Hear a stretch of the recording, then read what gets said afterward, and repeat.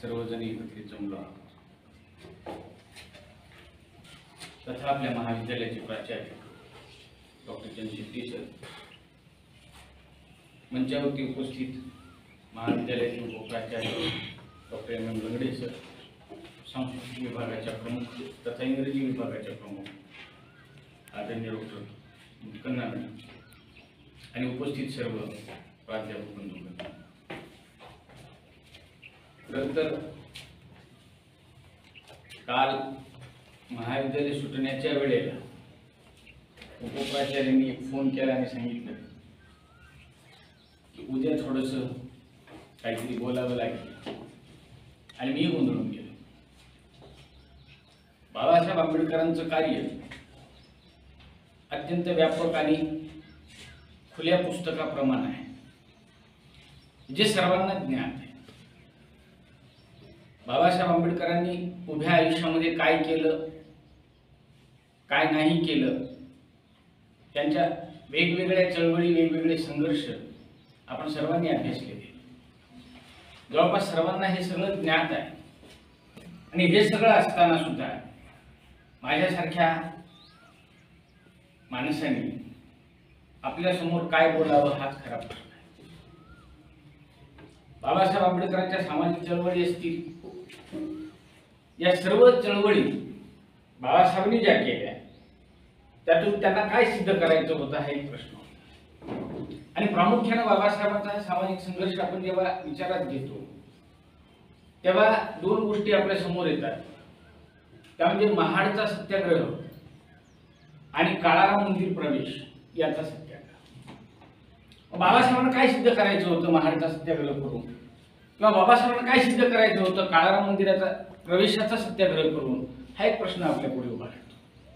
आणि म्हणून जसं बाबासाहेब आंबेडकर एका ठिकाणी म्हणतात, या ठिकाणची जी ही समाज व्यवस्था आहे, भारतीय समाज व्यवस्था जी जातीवरती वर्णावरती आधारित आहे, ही समाज व्यवस्था म्हणजे एक बहुमजली इमारत आहे, एक मनोरा आहे, बहुमजली इमारत आहे, परंतु त्याच्यामध्ये जिनाच नाही, जिना नसलेली ही इमारत आहे। आणि प्रत्येक व्यक्ती हा त्या इमारतीच्या मजल्यामध्ये अडकून पडलेला आहे। वरच्या मजल्यात असलेल्या व्यक्तीला खाली येता येत नाही, खालच्या मजल्यात असलेल्या व्यक्तीला वरती जाता येत नाही। आणि मग अशी ही एक इमारत, अशी एक जाती व्यवस्था या ठिकाणी आहे, त्या व्यवस्थेमध्ये अडकलेली ही माणसं आहेत। आणि प्रत्येक जातीचा व्यक्ती हा दुसऱ्या व्यक्तीकडे तुच्छतेच्या भावनेने पाहतोय, आणि वरचा त्याला तुच्छ लेखतो, तो खालच्याला तुच्छ लेखतो, तो त्याच्यापेक्षा खालच्याला तुच्छ लेखतो। आणि हीच व्यवस्था आमच्याकडे कायम राहिली। आणि अभिप्रेत असं होतं, भारतीय संविधान जेव्हा तयार झालं तेव्हा, की सामाजिक, आर्थिक आणि राजकीय विषमता जी आपल्या समाजामध्ये आहे, ती सामाजिक, आर्थिक, राजकीय विषमता जितक्या लवकर कमी करता येईल तितक्या लवकर कमी केली गेली पाहिजे, तरच आपल्या देशाच्या लोकशाहीचं भवितव्य व्यवस्थित असणार आहे, तरच भारतीय लोकशाही टिकून राहणार आहे। 26 नोव्हेंबर 1949 ला बाबासाहेब आंबेडकरांनी संविधान सभेमध्ये एक भाषण दिलं, आणि त्या भाषणामध्ये बाबासाहेब आंबेडकरांनी एक चिंता व्यक्त केली। बाबासाहेब म्हणतात, भारत स्वतंत्र झाला आणि या राज्यघटनेच्या माध्यमातून आपण पार्लिमेंटरी डेमोक्रेसी आता स्वीकारित आहोत, संसदीय लोकशाही पद्धती आपण स्वीकारित आहोत। पण ही संसदीय लोकशाही पद्धती स्वीकारित असताना ही संसदीय लोकशाहीची पद्धत या देशाला नवी नाही, बाबासाहेबांनी सांगितलं। तर ही पद्धत पूर्वीही या ठिकाणी अस्तित्वात होती, आणि मग त्याची उदाहरणं आणि त्याची दाखले देत असताना बाबासाहेब आंबेडकर सांगतात की बुद्धाच्या संघामध्ये ही पार्लिमेंटरी डेमोक्रेसी अस्तित्वात होती, आणि त्या पद्धतीची पार्लिमेंटरी डेमोक्रेसी आपण आता स्वीकारित आहोत। आणि हे स्वीकारित असताना देश एका बाजूला स्वतंत्र झालेला आहे, पण या देशाचं स्वातंत्र्य पुढच्या काळामध्ये अबाधित राहील की नाही याची मला चिंता आहे, असं बाबासाहेब। देश स्वतंत्र झाला आणि मग स्वतंत्र देशाची एक स्वतंत्र व्यवस्था असावी म्हणून संविधान सभेची निर्मिती करण्यात आली। तत्पूर्वी ब्रिटिश पिनल कोड प्रमाणे सगळा राज्यकारभार आपला चालत राहिलेला आहे. आणि मग स्वतंत्र भारताचं एक स्वतंत्र संविधान, एक स्वतंत्र राज्यघटना असली पाहिजे. त्याच्यासाठी संविधान सभेची निर्मिती झाली. आणि मग संविधान लिखाणाची जबाबदारी, मसुदा समितीची जी जबाबदारी आहे ती बाबासाहेब आंबेडकरांच्या वरती टाकली. बाबासाहेब आंबेडकरांची नियुक्ती करीत असताना त्या ठिकाणी गांधींनी बाबासाहेबांचं नाव सुचवलं. कारण बाबासाहेब आंबेडकरांना सर्व ज्ञान आहे, या देशातली सगळी परिस्थिती माहिती आहे. आणि या देशाला व्यवस्थितपणे बांधण्याचं काम बाबासाहेबांच्या शिवाय दुसरा व्यक्ती करू शकेल की नाही अशी एक शंका होती. आणि बाबासाहेबांच्या वरती जेव्हा संविधान सभेची ही जबाबदारी, मसुदा समितीची जबाबदारी देण्यात आली, तेव्हा बाबासाहेबांनी ती पार पाडित असताना 2 वर्ष 11 महिने आणि 17 दिवस अहोरात्र कष्ट करून या देशाला हे संविधान दिले. ज्या संविधानामध्ये स्वातंत्र्य, समता, बंधुता आणि न्याय या गोष्टींचा समावेश केलेला आहे. व्यक्तीला स्वातंत्र्य दिलं गेलेलं आहे. स्वातंत्र्य अभिव्यक्तीचं असेल, धर्म आचरण्याचं असेल, अनेक प्रकारची स्वातंत्र्य त्याच्यामध्ये दिलेली आहे. पण स्वातंत्र्याचा अर्थ आम्ही स्वैराचार असा घेणार का, हा प्रश्न आजच्या परिस्थितीकडे पाहता आपल्याला भेडसावतो. या देशामध्ये आजची परिस्थिती आपण जेव्हा पाहतो तेव्हा प्रत्येकाला वेगळ्या पद्धतीनं या ठिकाणी जीवन जगावं असं वाटायला लागलेलं असतं. आणि आपण पाहतो आहोत राजकीय परिस्थितीने सगळा गोंधळ माजवून दिलेला आहे. बाबासाहेब आंबेडकर संविधान सभेमध्ये सांगत असताना म्हणतात, 49च्या भाषणामध्येच म्हणतात की कुठल्याही देशाची राज्यघटना जी आहे आणि तिचं जे महत्व आहे, तिचं जे महात्म्य आहे, ते महात्म्य ती राज्यघटना राबविणाऱ्या यंत्रणेवरती अवलंबून आहे. राज्यघटना किती वाईट असो, पण ती राबविणारी यंत्रणा जर चांगली असेल तर ती चांगली ठरू शकते. आणि राज्यघटना कितीही चांगली असली आणि राबविणारी यंत्रणा जर चांगली नसेल तर ती कुचकामी ठरू शकते, असं बाबासाहेबांनी संविधान सभेत सांगितलं. आणि आज आपण जेव्हा या देशाची राज्यघटना आणि तिला कारभार पाहतो तेव्हा भीती वाटायला लागते. काल सिल्वर ओक वरती जे आंदोलन झालं, फेल्युअर कोणाचा आहे प्रश्न आहे. राज्याचा गुप्तचर विभाग जो तो काय करीत होता असा प्रश्न निर्माण होतो. काल बीबीसी वरती एक प्रेस कॉन्फरन्स झाली, त्याच्यामध्ये एका नेत्याने सांगितलं सर 4 दिवस अगोदर म्हणजे 4 तारखेलाच गुप्तचर यंत्रणांनी राज्याच्या विभागाला कळवलेलं आहे की मंत्रालय, मातोश्री, वर्षा, सह्याद्री अतिथीगृह, परिवहन मंत्र्यांचा बंगला आणि सिल्वर ओक ही ठिकाणे टार्गेट केली जाऊ शकतात. या ठिकाणावरती आंदोलन होऊ शकतं असा 4 दिवस अगोदर गुप्तचर यंत्रणांनी रिपोर्ट दिलेला असताना सुद्धा योग्य ती खबरदारी प्रशासकांनी घेतलेली नाही. आणि त्याच्यामुळे सिल्वर ओक प्रकरण घडलं. आणि नंतर 109 कामगारांना ताब्यात घेण्यात आलं. वेळीच जर प्रिकॉशन घेतलं गेलं असतं, वेळीच जर पोलीस प्रोटेक्शन त्या ठिकाणांना दिलं गेलं असतं तर ही परिस्थिती उद्भवली नसती. आणि सांगायचंय काय, तर ज्या यंत्रणा अंमलबजावणी करणाऱ्या आहेत त्या यंत्रणांचं काम आपल्या सर्वांना ज्ञात आहे. आपल्या देशामध्ये सार्वत्रिक निवडणुका होतात, पण डी.एन. शेषन जोपर्यंत या राज्याचे, या देशाचे निवडणूक आयुक्त झाले नाही तोपर्यंत कोड ऑफ कंडक्ट नावाची काही गोष्ट आहे ही जनतेला माहितच नव्हतं. आचारसंहिता आता आपण म्हणतो, आचारसंहिता लागली. आचारसंहिता शेषन साहेब येण्याच्या अगोदर होते की नाही, कशा पद्धतीने निवडणुका घ्याव्यात हे सगळं संविधानामध्ये सांगितलेलं आहे. निवडणुकीचे कायदे आहेत, सगळ्या गोष्टी असताना सुद्धा जनतेपर्यंत ते जाणीवपूर्वक पोहोचविल्या गेल्या नाहीत आणि जात नाहीत. कारण राजकीय लोकांना आपली पोळी भाजायची असते आणि म्हणून सर्वसामान्य माणसांना ही सगळी समता आणि समतावादी दृष्टिकोन कळला नाही पाहिजे. याच्यातल्या खाचा कळल्या लोकांना कळल्या नाही पाहिजे याची खबरदारी जाणीवपूर्वक इथला हा राजकीय वर्ग घेतो. आपण पाहतो सत्ता या 3 प्रकारच्या आहेत. अर्थसत्ता आहे, धर्मसत्ता आहे आणि राजसत्ता आहे. या 3 प्रकारच्या सत्ता आहेत. आणि इसवी सन मला वाटतं 300 ते 1300चा जर कालखंड पाहिला तर धर्मसत्तेचं अधिराज्य राहिलेलं आहे. आणि धर्मसत्तेचं जिथे जिथे अधिराज्य राहिलं तिथं तिथं पुन्हा गोंधळ उडालेला आपल्याला पाहायला मिळतो. आणि मग लोकांनी लोकशाहीची तत्वप्रणाली अंगीकारलेली आपल्याला दिसून येते. फ्रेंच राज्यक्रांती हे त्यातच होतं काय आपण पाहतो. आणि मग फ्रेंच राज्यक्रांतीकडनं आपण स्वातंत्र्य, समता, बंधुता, न्याय ही तत्व स्वीकारली असं सांगितलं जातं. पण बाबासाहेब आंबेडकरांनी सांगितलं ही सगळी तत्व मी बुद्धिझम मधनं स्वीकारलेली आहे, बुद्धाकडून स्वीकारलेली आहे.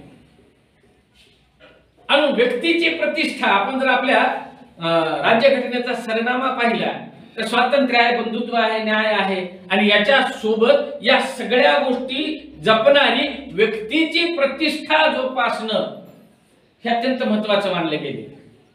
आणि मग व्यक्तीची प्रतिष्ठा आम्हाला दिसते का? ती व्यक्तीची प्रतिष्ठा जाणीवपूर्वक जोपासली जाते का? असा एक प्रश्न निर्माण होतो.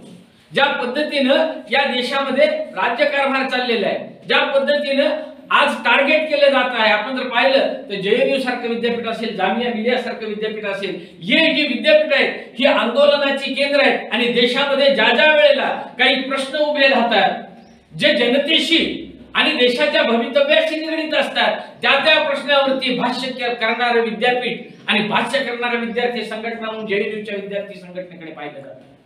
पण आज JNUच्या कॅम्पसमध्ये नाही त्या शक्ती पाठवून नासधूस केली जाते, आवाज दाबण्याचा प्रयत्न केला जातो. आवाज दाबण्याचा प्रयत्न म्हणजे काय तर तुम्हाला दिलेले जे अभिव्यक्ती स्वातंत्र्य आहे त्या अभिव्यक्ती स्वातंत्र्यावरती घाला घालणार. माणसाला अभिव्यक्त होता आलं पाहिजे.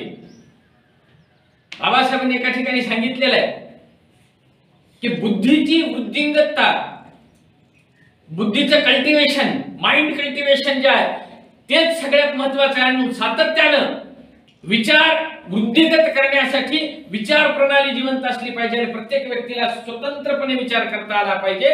अशा प्रकारचं स्वातंत्र्य या देशात व्यक्तींना दिलं गेलं पाहिजे. पण हे स्वातंत्र्य आम्ही उपभोगत असताना द्वेष भावनेतून समाज हिताच्या विरोधी कृत्य करता कामा. समाजाचं हित हेच व्यक्तीची प्रतिष्ठा आहे. व्यक्ती प्रतिष्ठा आणि समाजाचं हित वेगळं करता येईल. आणि बाबासाहेब आंबेडकरांच्या मते आम्ही जेव्हा पाहतो तेव्हा 49च्या भाषणामध्ये ते संदर्भ देतात की या देशात जी व्यवस्था निर्माण केली गेली आहे ती व्यवस्था सर्वसामान्यांच्या हितासाठी केलेली आहे. आणि बहुजन हिताय बहुजन सुखाय हा जो एक मंत्र आहे तो मंत्र संविधानामध्ये दिसतो आहे. बहुजनांचं हित जोपासण्यासाठी इथली व्यवस्था कार्यरत असली पाहिजे असं बाबासाहेबांचं मत आहे. पण आपण पाहतो आहोत की बहुजन कोणाला म्हणायचं हा एक प्रश्न निर्माण होतो पुन्हा. कारण आम्ही वेगवेगळ्या वर्गात वेगवेगळ्या पंथात असे गुंतले गेलो आहोत. आपण पाहिलं तर 15% लोकांच्या हातामध्ये सगळ्या सत्ता आज दिसून येतात. अर्थसत्ता असेल, राजसत्ता असेल, धर्मसत्ता असेल, साधारणतः 15% लोकांच्या हातामध्ये या सगळ्या सत्ता आहेत. बाकी देशाचा 85% वर्ग जो आहे तो वर्ग या सगळ्या गोष्टींच्या पासून दूर आहे. अलीकडच्या काळामध्ये वेगवेगळ्या पद्धतीचे संशोधन होत आहेत आणि या संशोधनाच्या माध्यमातून आमच्या मूळ राज्यघटनेचा जो गाभा आहे त्यालाच छेद देण्याचं काम सुरू होत आहे की काय असा एक प्रश्न आहे. कारण लॅटरल एंट्रीज नावाचा एक प्रकार आमच्या केंद्र सरकारने आणलेला आहे आणि या लॅटरल एंट्रीजच्या माध्यमातून UPSC सारखी परीक्षा क्रॅक न करता काही व्यक्तींना डायरेक्ट IAS पदांच्या वरती किंवा सेंट्रल गव्हर्नमेंटच्या सेक्रेटरियल पदांच्या वरती नियुक्ती दिली जाते. मग असं जर होणार असेल तर देश टिकेल का?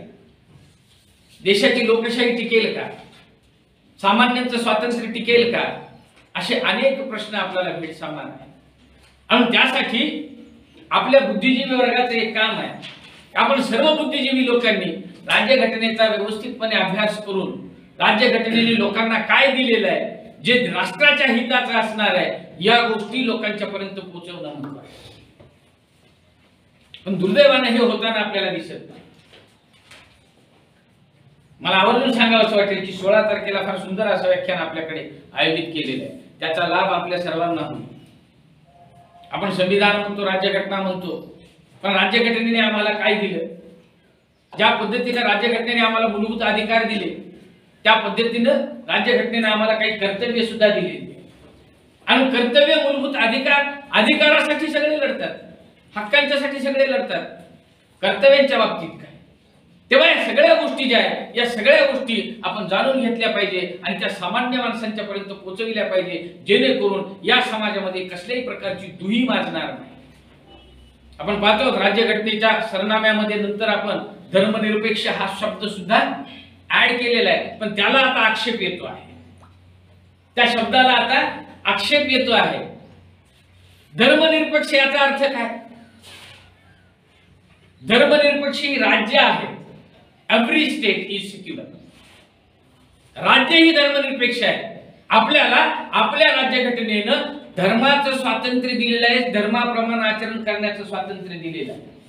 पण हे स्वातंत्र्य जे आहे, हे स्वातंत्र्य 4 भिंतीच्या आत आपलं स्वातंत्र्य उपभोगण्यासाठी, म्हणजे आपल्या घरात आपण आपल्या धर्माप्रमाणे आचरण करू शकतो किंवा आपल्या प्रार्थना स्थळांच्या मध्ये आपण धर्माप्रमाणे आचरण करू शकतो. पण जेव्हा आम्ही सार्वजनिक जीवनामध्ये प्रवेश करतो, रस्त्यावरती जेव्हा येतो, तेव्हा आम्ही हिंदू, मुस्लिम, ख्रिश्चन, ईसाई, बौद्ध, जैन असत नाही.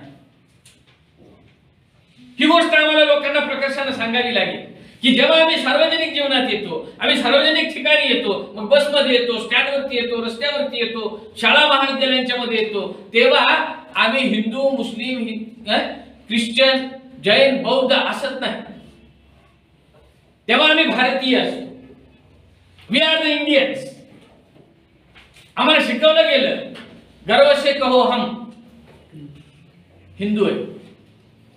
आम्हाला शिकवलं गेलं गर्व से कहो हम हिंदू आहे, पण गर्व से कहो हम भारतीय आहे हे आपल्याला कोणी सांगत नाही. आणि आपल्यालाही तसं कदाचित वाटतं का नाही हा प्रश्न आहे, ज्यांनी त्यांनी आत्मपरीक्षण करण्याचा. आणि पहिल्यांदा हे 2 प्रकारचे जे जीवन आहे, हे जीवन आपण समजून घेतलं पाहिजे. धर्म आचरण करत असताना धर्माप्रमाणे आपण धार्मिक व्यक्ती होतो, पण जेव्हा आम्ही सार्वजनिक ठिकाणी वावरायला लागतो तेव्हा आम्ही भारतीय माणसं आहोत हे आपण लक्षात घेतलं पाहिजे. आपण जर पाहिलं तर आपल्या देशामध्ये माझ्या मतानं 6,500 पेक्षा जास्त जाती. बाबासाहेबांनी सांगितले 1949च्या भाषणामध्ये, कास्ट इज अँटी नॅशनल. जात ही मुळात राष्ट्रद्रोही आहे असं बाबासाहेब म्हणतात. कारण राष्ट्रवादाची जी कल्पना आहे, ती राष्ट्रवादाची कल्पना रक्तसंबंधावरती अवलंबून आहे. आणि आपण पाहिलं होतं की हिटलरने ज्यूची हत्या करायला सुरुवात केली देशातून, कारण त्याला वाटत होतं की आपण श्रेष्ठ. आणि मग एक जातीय समूह जेव्हा निर्माण होतो, तो समूह राष्ट्राची सत्ता उपभोगण्यासाठी आणि राष्ट्रामध्ये वावरण्यासाठी, राष्ट्र म्हणून उदयाला येण्यासाठी कारणीभूत ठरतो. राष्ट्रवादाची कल्पना मुळात रक्तसंबंधावरती आधारित आहे आणि आपल्या देशामध्ये 6,500 पेक्षा जास्त जाती आहेत. याचा अर्थ असा आहे की आपण 6,500 राष्ट्र एका राष्ट्रामध्ये नसतो. आपण जर विचार केला, जातीनिहाय जर विचार केला, तर इतकी राष्ट्र आहेत. प्रत्येक जात ही एक नेशन आहे. Every caste is a nation. या पद्धतीने जर आपण विचार केला तर 6,500 पेक्षा जास्त राष्ट्र आहेत आणि ही सगळी राष्ट्र भारत राष्ट्रामध्ये नांदली आहेत. आणि ही किमया केवळ आणि केवळ या देशाच्या संविधानामुळे, राज्यघटनेमुळे होऊ शकलेली आहे. तेव्हा आपण या सगळ्या गोष्टींचा विचार करावा आणि सर्वांनी यापुढील काळामध्ये शिक्षक म्हणून, जबाबदार नागरिक म्हणून लोकांच्या मध्ये हा संदेश पोहोचवण्याचं काम करावं की आपण सर्व भारतीय आहोत, म्हणून भारतीयत्वाला किंमत असली पाहिजे. बाबासाहेबांनी सांगितले की जेव्हा या देशातली मंडळी जात, धर्म, पंथ याला राज्यघटनेपेक्षा जास्त अधिक महत्त्व द्यायला सुरुवात होईल, तेव्हा या राष्ट्राचं स्वातंत्र्य, या राष्ट्राची अखंडता ही बाधित होण्याची शक्यता आहे. म्हणून या राष्ट्राला जर राष्ट्र म्हणून वाचवायचं असेल, या देशाची लोकशाही वाचवायची असेल, या देशाचं स्वातंत्र्य अबाधित राखायचं असेल, तर आपण सर्वांनी मिळून या प्रकारचं एक काम केलं पाहिजे की लोकांच्या मध्ये हा सगळा विचार, आपण भारतीय आहोत ही भावना लोकांच्या मध्ये पेरणं हे आपलं आद्य कर्तव्य आहे असं मला वाटतं आणि ते आपण सर्वजण करूया अशा प्रकारचे अभिवचन मी देतो. आपल्याकडनंही ती अपेक्षा करतो आणि या ठिकाणी बोलण्याची संधी दिली त्याबद्दल संयोजकांचे आभार व्यक्त करून मी माझं छोटंसं आणि वाढत चाललेलं भाषण याच ठिकाणी थांबवितो. हे मी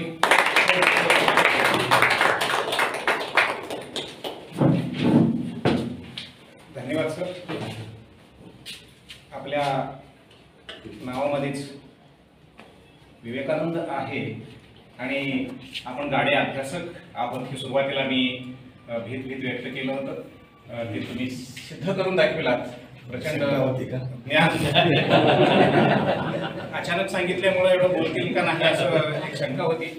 पण रात्री झोपेतून जरी उठून उभा राहिलं तरी बुद्ध आणि बाबासाहेबांवर बसवेश्वरांवर अधिकारवाणीनं आपण निश्चितच विचार व्यक्त करू शकता. आमच्या विनंतीला मान देऊन आपण विचार व्यक्त केला. परत एकदा धन्यवाद. महाविद्यालयाचे प्राचार्य डॉक्टर. अशा याच्यामध्ये काल लंगडे सरांनी जो विचार वाहुळे सरांना दिला तो वाहुळे सरांचे विचार आपण ऐकले. यापूर्वी आपण विजयकुमार बसवंत वागडेकडून देखील बाबासाहेबांचा विचार या जयंतीदिनी आपण ऐकलं होतं. आज वाहुळे सरांचं जे काही विचार आहेत ते विचारही आपण या ठिकाणी ऐकले. कारण त्यांनी म्हणतात त्या पद्धतीने बरोबर आहे की बाबासाहेब आंबेडकरांचं हे जीवन जे आहे ते खुलं पुस्तक आहे. त्याचं ओपन बुक सगळ्यांना माहिती आहे आणि एक अथांग अशा व्यक्तिमत्वाचं काही सीमित वेळेमध्ये बंदिस्त करता येत नाही. तर तेव्हा बाबासाहेब कोणत्या क्षेत्रामध्ये काम केलेलं नाही जेव्हा आपण विचार प्रत्येक प्रश्नाशी निगडीत आहेत आणि त्याच्यावरती त्यांचं विचार मंथन झालेलं आहे आणि त्या दृष्टीनं त्यांनी पुढच्या अनेक पिढ्यांसाठी आणि या देशाच्या प्रगतीसाठी त्यांनी योगदान दिले. तर कदाचित बाबासाहेब म्हटलं की संविधान ते संविधानापुरते सीमित नव्हते किंवा कायद्यापुरतेच सीमित नव्हते. कायदा मंत्री म्हणून ते माहिती आहे. परंतु किती जणांना हे माहिती आहे की बाबासाहेबांनी जेव्हा ब्रिटिश काउन्सिलचं सरकार होतं जे साधारणपणे 1942 ते 1946 म्हणजे आपल्याला 47ला स्वातंत्र्य मिळालं तर त्या 42 ते 47 या कालामध्ये एक संमिश्र सरकार या देशामध्ये होतं. तर त्यावेळेला म्हणजे यातले जे चाणाक्ष म्हणजे इंग्रज जे होते ते बरोबर कोणाकडे काय गुण आहे हे हेरण्याचे ते खरंच रत्नबारकी होते असं म्हणाले ते. तर बाबासाहेबांच्या वरती त्यांनी एक जबाबदारी दिली की ती जलसंधारणाची. त्यामुळं पहिले मंत्री जेव्हा झाले तर ते जलसंपदा मंत्री होते आणि जलसंपदा मंत्री म्हणून त्यांनी केलेलं जे कार्य आहे हे अतुलनीय आहे. त्याचा तुम्ही अभ्यास एक स्वतंत्र असा पेपर त्याच्यावरती होऊ शकेल. तर जलसंधारण जे काही पर्वणी शब्द झालेला आहे हा शब्द बाबासाहेबांनी 1942ला जर या देशातली गरिबी जर हटवायचं असेल तर 3 गोष्टींवरती आपण भर दिलं पाहिजे. एक, मुबलक पाण्याची व्यवस्था केली पाहिजे. मग ते शेतीसाठी असेल, उद्योगासाठी असेल किंवा आपल्या वैयक्तिक जीवनासाठी असेल. जर आपण मुबलक पाणी जर देत गेलो, कारण स्वच्छतेचा प्रश्न देखील शेवटी पाण्याला येऊन भेटतो, म्हणून मूलभूत हक्कांसाठी देखील तिथं मुबलक पाण्याची गरज प्रत्येकाकडे आहे. म्हणून जर आपल्या या देशातली दारिद्र्यता, गरिबी जर आपल्याला हटवायचं असेल तर पाणी आणि वीज हे मुबलक प्रमाणामध्ये आपल्याला देणं गरजेचं आहे. हे त्यावेळेला त्यांनी सांगितलेलं आहे. आणि त्या दरम्यानच येणाऱ्या महापुरातून जर आपल्याला सुटका जर करून घ्यायचं असेल तर नदीजोड प्रकल्प जो आहे तो नदीजोड प्रकल्पाचं पहिल्यांदा बीजारोपण केलं ते बाबासाहेबांनी केलेलं आहे.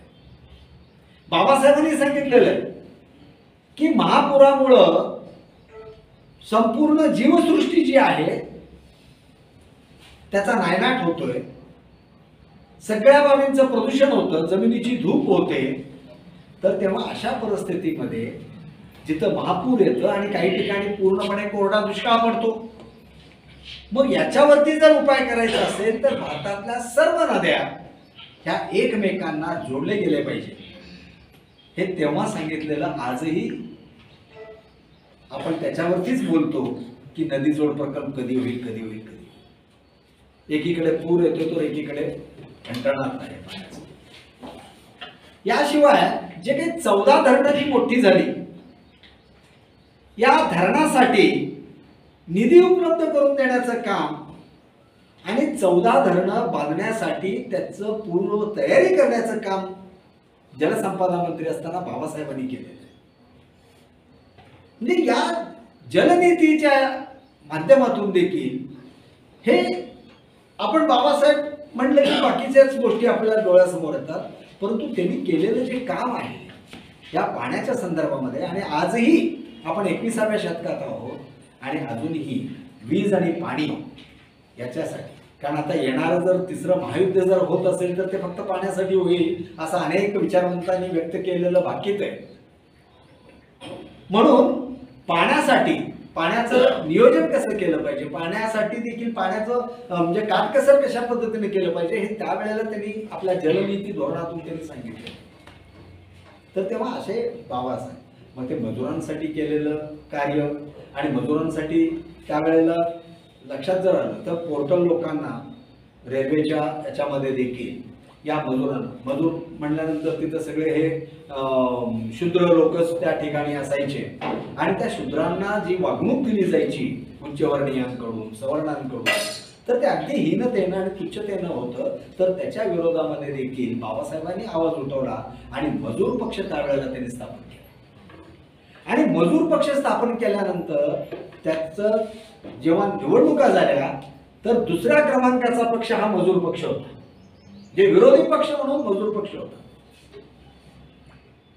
कालांतराने मग बाबासाहेबांचे विचार फक्त चौकटीमध्येच आपण बंदिस्त करायचं आणि आपली पोळी भाजून घ्यायची, अशा या राजकारण्याच्या प्रवृत्तीमुळं हा जो पक्ष आहे तो मोडकळीस आणि आज सक्षम असा विरोधी पक्ष राहिलेला नाहीये. बाबासाहेबांचा विचार मांडणारा सक्षम विरोधी पक्ष नाहीये. आज बाबासाहेबांचं नाव देखील आज रिपब्लिकन पक्षामध्ये देखील किती गट आणि तट आहे. जर समजा हे सगळे जवळ 18 पक्ष आहेत, माझ्या याच्याप्रमाणे 18 पक्ष आहेत किंवा कदाचित जास्ती असतील, प्रत्येकाचं बघा तुम्ही की तिथं बाबासाहेबांचा विचार आम्ही घेतो, पण बाबासाहेबांचे विचार घेत असताना मग तिथं प्रकाश आंबेडकरांचा एक गट, त्यानंतर गवई गट वेगळा, कवाडे गट वेगळा, आठवले गट वेगळा, म्हणजे असे खोबरागडे गट वेगळा, असे सगळे गट तट हे सगळे होऊन त्यांनी स्वतःपुरतंच फक्त पाहिलं. तर त्यामुळं बाबासाहेबांचा जो विचार आहे तर तो सक्षमपणे, नाही तर मग अशा पद्धतीचे जे काही बाबासाहेबांनी दिलेले धर्मनिरपेक्षता किंवा या सेक्युलरिझम किंवा महात्मा गांधींनी सांगितलेला जो काही विचार आहे तर तो विचार पुसण्याचं काम किंवा धाडस आजच्या लोकांनी करू शकले नसते. म्हणून आजही आता मध्यंतरी प्रकाश आंबेडकरांच्या बाबतीमध्ये काही लोकांनी टीका केली, घराणेशाही, म्हणजे त्याच आंबेडकरांना मानणाऱ्या लोकांनीच म्हणजे प्रकाश आंबेडकरांवरती टीका केली, घराणेशाही. अरे घराणेशाही कुठं नाहीये, कोणत्या पक्षामध्ये घराणेशाही नाहीये, मग सगळीकडे घराणेशाही आहे. मग आज प्रकाश आंबेडकरांनी जर समजा त्यांचा विचार घेऊन जर वंचित बहुजन विकास आघाडीच्या माध्यमातून जर पुढे जात असतील तर त्यात गैर काय. आज काँग्रेस पक्षाने आपण नेहरू गांधी घराणे त्यांनाच आपण सर्वोच्च स्थानी मानतोय, किंवा बाकीच्या इतर पक्षातल्या नेत्यांचं देखील तुम्ही बघा तर त्यांनी शेवटी आपला वारसदार कोणीतरी तयार करून चाललेला आहे.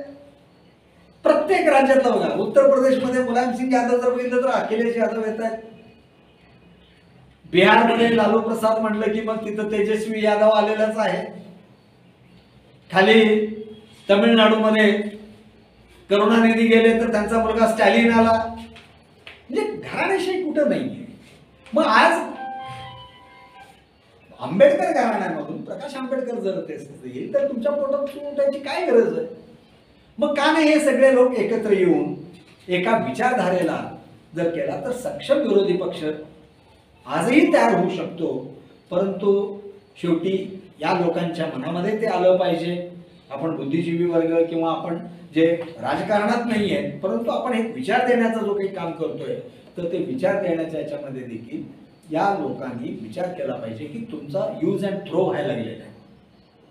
आज प्रत्येक राजकीय पक्ष कोणीतरी एक आपल्याला पाहिजे. जसं आपण आपल्या पक्वान्नामध्ये चव येण्यासाठी म्हणून काही मसाल्यांचे पदार्थ जसं आपण वापरतो आणि जेवताना मात्र ते आपण बाजूला काढून ठेवतो, अशा पद्धतीनं आज या सगळ्यांचा वापर केला जातोय. तर तेव्हा वापर होऊ देऊ नये यासाठी देखील आपण आपल्या परीनं येणाऱ्या पिढीला हा जर विचार देत गेलो तरच आज बाबासाहेबांची जयंती फक्त जयंतीच्या पुरतच मर्यादित नाही, संपूर्ण आपल्या जीवनामध्ये. म्हणून ही महापुरुष जी आहेत, मग त्यामध्ये फुले, शाहू, आंबेडकर, महात्मा गांधी हे असे अनेक विचारवंत जे आहेत, तर त्यांचं जीवन हे फक्त त्यांना जयंती आणि पुण्यतिथीच्या वेळेलाच आठवून किंवा त्यांचं गुणगान गाणण्या म्हणजे गायलं पाहिजे अशातला भाग नाहीये. तर तो संपूर्ण आपल्या जीवनामध्ये ते आचरणात आणण्याचं, आणि आचरणात आणलं तरच त्यांना खरी आपण त्यांना अभिवादन केल्याचं समाधान आपल्याला देखील मिळेल. म्हणून या ज्या काही बारकाईच्या ज्या काही गोष्टी आहेत आणि ज्या ज्या गोष्टी माहीत नाही आहेत त्याच्यावरतीच आपण जास्तीत जास्त फोकस करून जर आपण समजावून सांगितलं तर येणाऱ्या पिढीला कळतं. कारण आज कुसुमाग्रजांची एक खूप छान कविता आहे.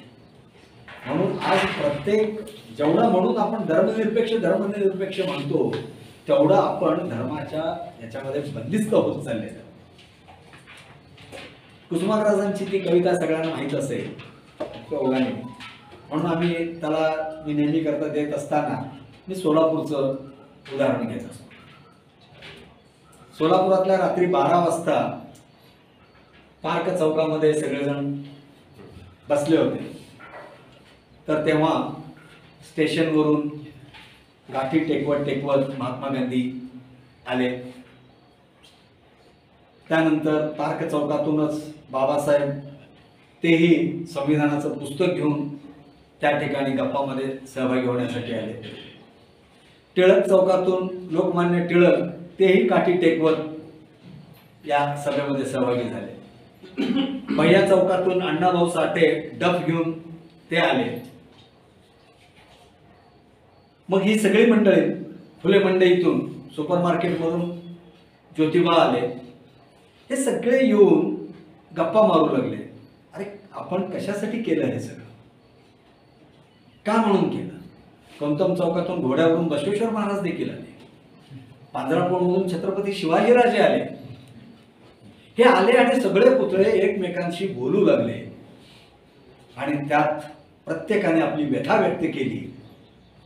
मी जे काही काम केलं हे सर्व समाजासाठी केलं आणि सर्व समाजासाठी केलेलं असताना देखील ही अशी अवस्था आज आपल्या देशाची व्हायला होते हे आता आम्हाला बघवत नाहीये. छत्रपती शिवाजी महाराज म्हणाले की मी बहुजनांचा प्रतिपालक. असं असताना देखील सगळ्यांसाठी मी काम केलं, मोगलांच्या विरोधामध्ये लढलो, परकीय शक्ती हाकलून दिलं आणि हिंदवी स्वराज्याची स्थापना केली, तरी मी झालो फक्त मराठ्यांचा. महात्मा बसवेश्वर उद्विग्नतेनं म्हणाले की मी समता नायक किंवा स्वातंत्र्य, समता, बंधुता, दासोह अशी जी अष्टांग सूत्र जी आहेत ती मी या समाजाला दिली. आंतरजातीय विवाहाची म्हणजे मुहूर्तमेढ केली. अनुभव मंडपातून लोकशाहीचे धडे दिले. सर्व जाती धर्मांना एका ठिकाणी आणलं आणि असं असताना देखील आज माझं गुणगान मी फक्त लिंगायत धर्माचाच म्हणजे संत झालो. लोकमान्य टिळक म्हणाले, अरे मी तेला तांबोळ्यांचा पुढारी असताना देखील आज मला बंदिस्त केलं फक्त चित्पावन ब्राह्मणांनीच, मी फक्त चित्पावन ब्राह्मणांचं. महात्मा फुले म्हणाले, अरे मी मुलींसाठी शाळा उघडली, गोरगरिबांच्या मुलींना मी शिक्षणाच्या प्रवाहामध्ये आणलं, आणि असं असताना देखील मी झालो फक्त माळ्यांचा. समता परिषदेमध्येच मला फक्त तिथं त्या ठिकाणी उदो केला जातो. बाबासाहेब म्हणाले, अरे जो शूद्र वर्ग खचला होता आणि प्रत्येक भारतीयाला समान अधिकार देण्याचं काम या माध्यमातून मी केलं, संविधान मी दिलं, जो देशाचा आत्मा आहे, आणि असं असताना देखील की मी झालो फक्त महाराज. प्रत्येक जणच उद्विग्नतेनं बोलत होते.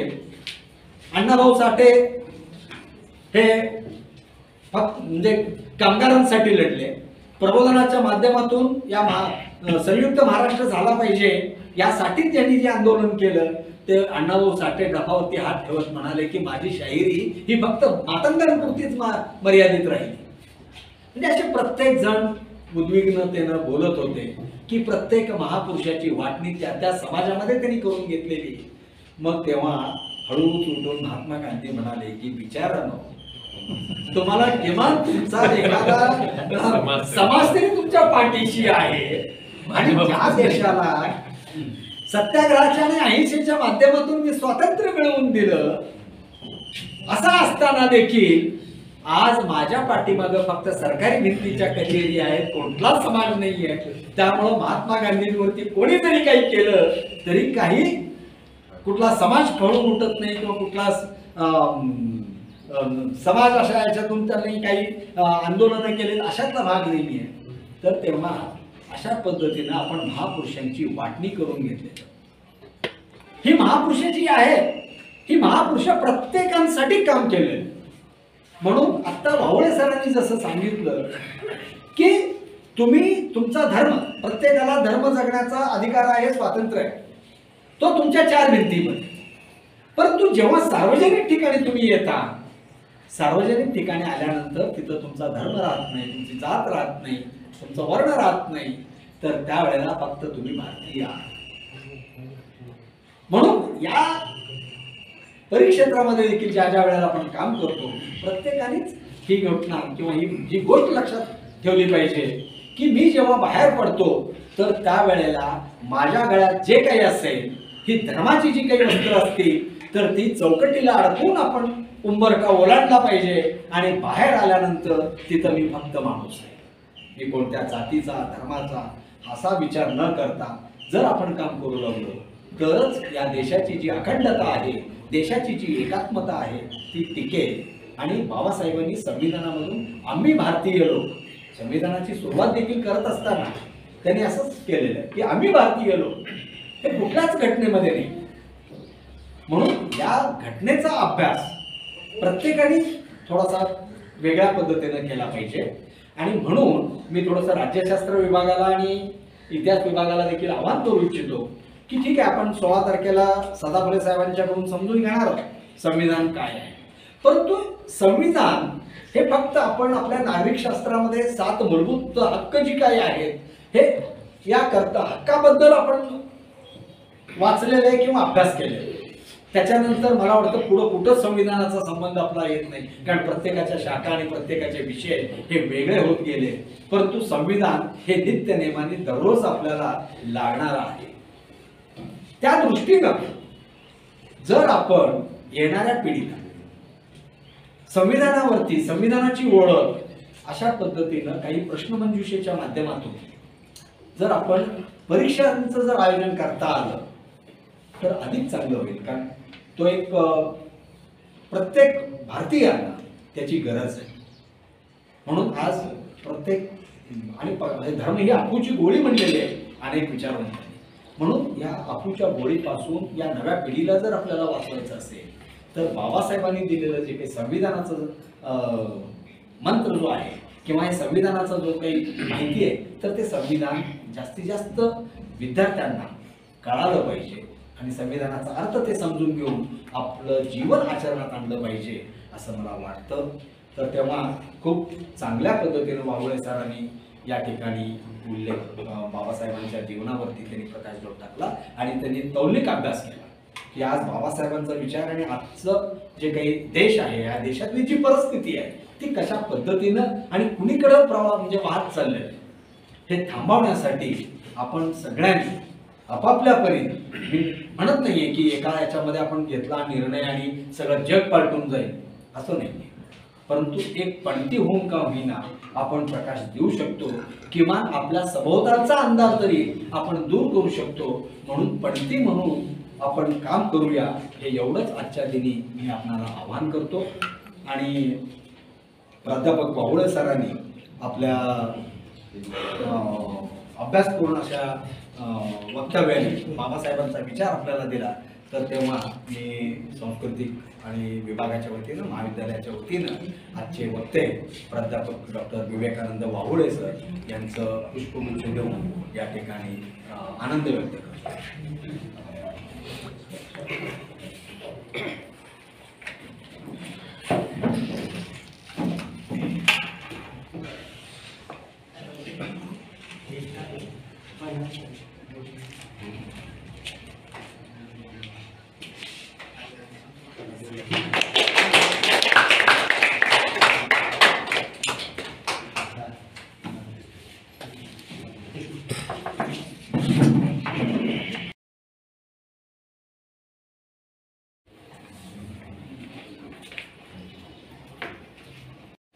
डॉक्टर बाबासाहेब आंबेडकर यांची 131वी जयंती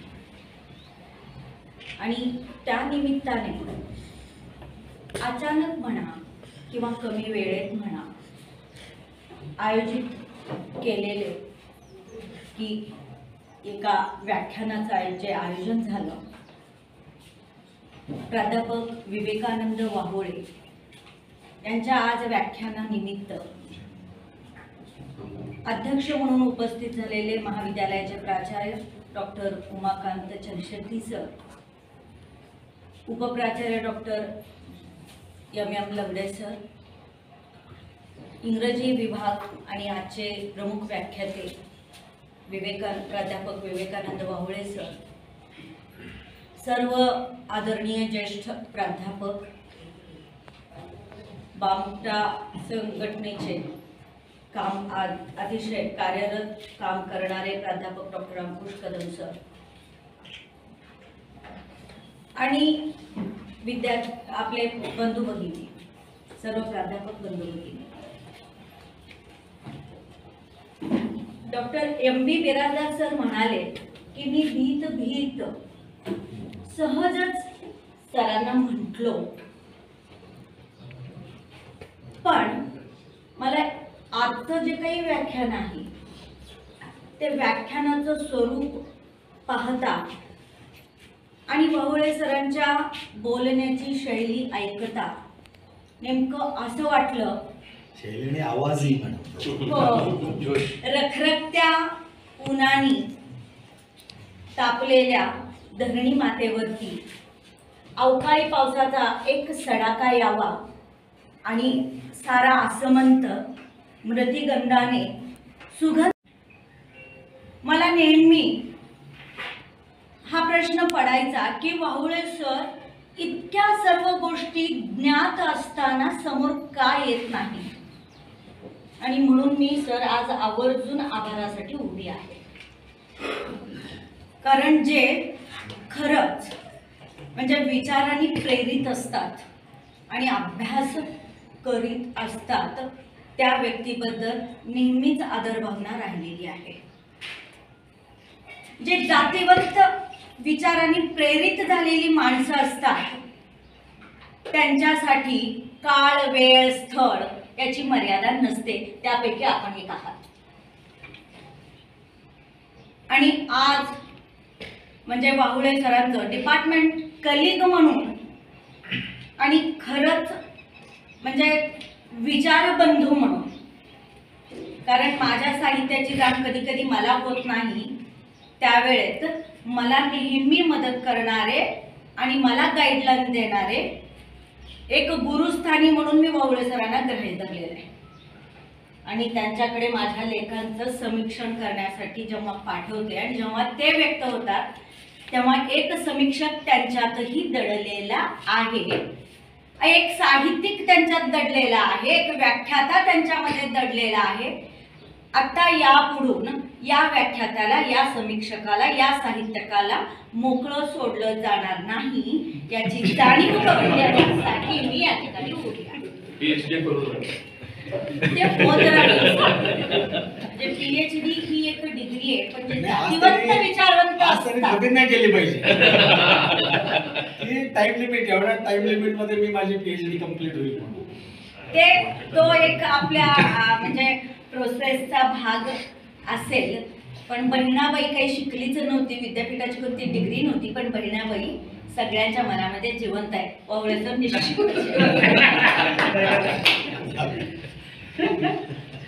ती प्रोसिजर आणि ते करण्यात ते समर्थ आहेत. काही अडचणीमुळे कदाचित झालेलं नसावं, पण डिपार्टमेंट कलिग बद्दल काही गोष्टी निगेटिव्ह पण ऐकून घेण्याची माझी मानसिकता होत नाही, ही माझी अडचण आहे. नाही निगेटिव्ह म्हणून नाही, बोलल्यानंतर जातीवंत विचारवंत म्हटल्यानंतर म्हणून आपण नेहमी म्हणतो की आगलावे सर आणि वावळे सर. आता बाकीचे गसिंग मॅडमचं चालू आहे, DS कांबळेंचं चालू आहे, जे नाही आहेत ते आता व्हायला लागलेलं आहे. हा शेवटच्या टप्प्यामध्ये आहे.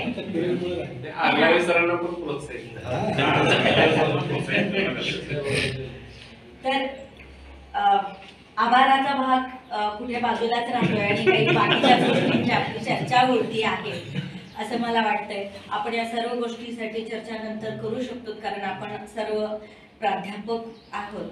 नक्की आपण सर्वांशी एकमेकाला कनेक्टेड आहोत, एक कुटुंबाप्रमाणे आपण राहतो आणि ज्यांच्यामध्ये जे जे कला गुण कौशल्य आहेत ते सर्वजण आपल्यासाठी तेवढेच सन्माननीय आहेत. तर आजच्या डॉक्टर बाबासाहेब आंबेडकरांचे विचार आणि संविधान आणि वास्तववाद असा तिन्हीचा संयोग आज वाहुळे सरांनी या ठिकाणी करून आणलेला आहे. आणि महत्त्वाची गोष्ट सर, जेव्हा तुम्ही बोलत होता तेव्हा पिन ड्रॉप सायलन्स होता.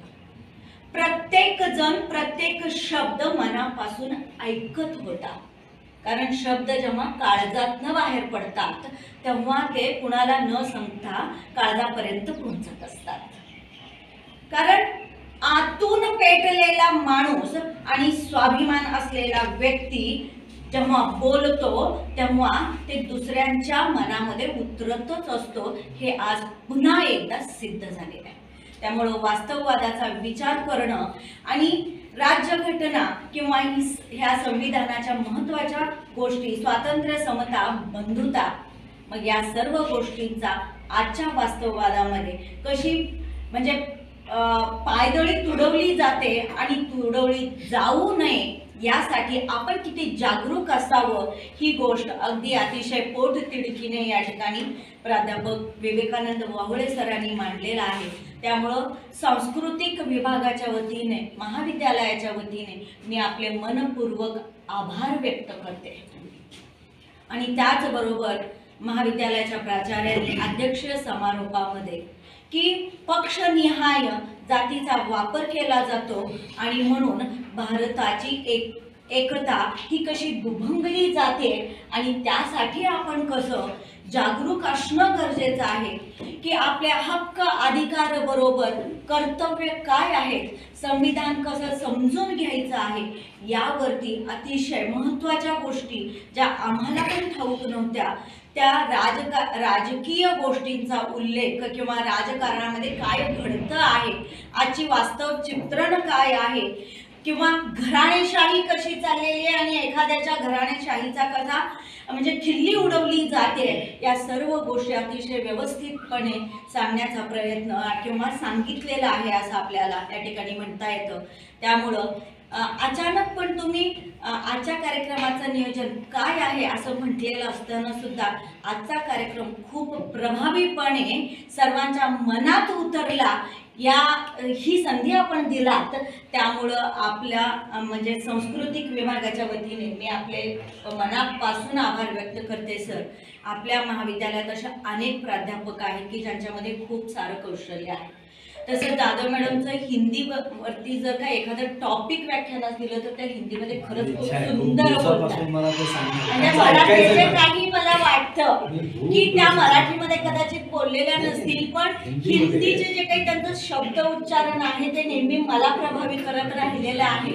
त्यामुळं म्हणजे मला मनापासून असं वाटतं की एक इवन हिंदी मूवीवरतीचं समीक्षणात्मक आणि वास्तववाद तर यावरती मॅडमचे एक व्याख्यान ऐकावं असं मनापासून वाटतंय. आणि बाळ सरांचं सर व्याख्यान आहे चांगलं, कविता सुद्धा करतात. का मागे पडलेत मला ठाऊक नाही. आज आभार व्यक्त करताना या सर्वांचे मी आभार व्यक्त करतेय. कारण हे आहे की वय झालंय किंवा रिटायरला आलोय म्हणून मागे पडायचं नाहीये, कारण जाता जाता आपल्या अशा काही आठवणी या महाविद्यालयात पेरून जायचं आहे. त्यामुळे प्रत्येकाला सांस्कृतिक विभागाच्या वतीनं हे या ठिकाणी मी आव्हान करते की तुम्हाला मी तुमच्यापेक्षा फार नंतर ज्युनियर आलेले आहेत, खूप ज्येष्ठ प्राध्यापक आहेत, त्यांच्या बरोबर काम केले. नळगे सर सांस्कृतिक मध्ये काम त्यांच्या सोबत केलेली आहे. खूप चांगल्या पद्धतीने ऑर्गनाइज असायचं आणि ते मला मार्गदर्शन करायचे आणि मग मी एखादं भाषण करायचे.